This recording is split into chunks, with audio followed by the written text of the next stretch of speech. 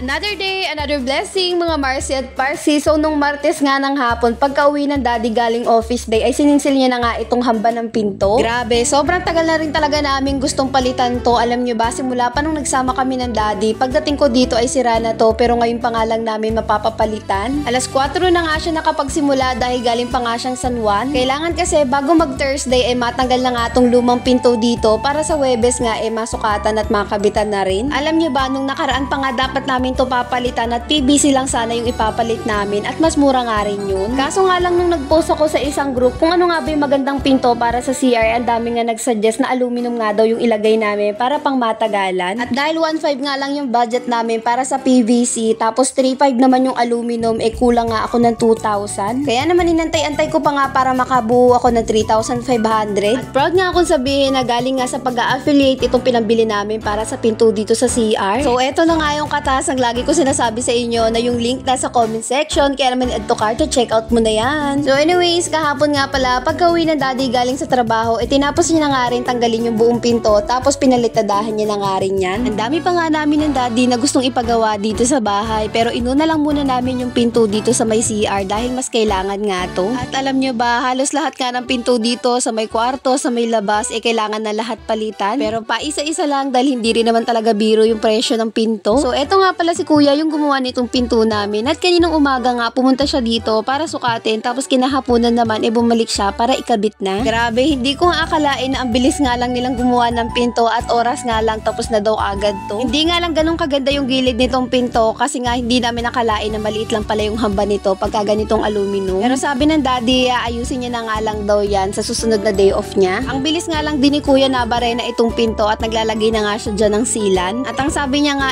wag daw munang punasan at bukas na nga lang para nga hindi kumalat. Naku po, tuwan-tuwa nga ako ng mga oras na to at napapasabi na nga lang din talaga ako sa isip ko ng thank you Lord. Kasi tabi nga muna sa mga wire at kailangan din namin ipaayos yan sa susunod. At maya-maya nga nagbayad na nga rin ako. So sa 3.5 nga pala kasama na yung installation ng pinto. Grabe, kinikilig nga ako ng mga oras na to dahil finally nga may matino na kaming pinto dito sa may CR. After 10 years na pagsasama namin ng daddy, sa wakas nga napalitan na. Manifesting nga maisunod na naming maipaayos yung kisame dito sa may kusina para naman maging maayos na yung mga wire dito. May magnet nga pala to dito sa may taas sa pagsara nitong pinto. Hindi nga ako nagsisi na aluminum nga yung pinili namin kesa sa PVC dahil talaga namang pang matagalan na to at hindi nga siya kakalawangin or aanayin. Sa lock naman nito nandito sa may loob ng CR at ganyan lang yung pinakalock niya, simple lang. Sabi ko nga sa daddy, ganitong pinto na lang din yung ipagawa namin sa kwarto pagka nagka-budget kasi nga yung hamba dun sa may kwarto namin inaanay na. At yun lang muna mga Marcy at Parsi. Salamat sa panonood. Till next video!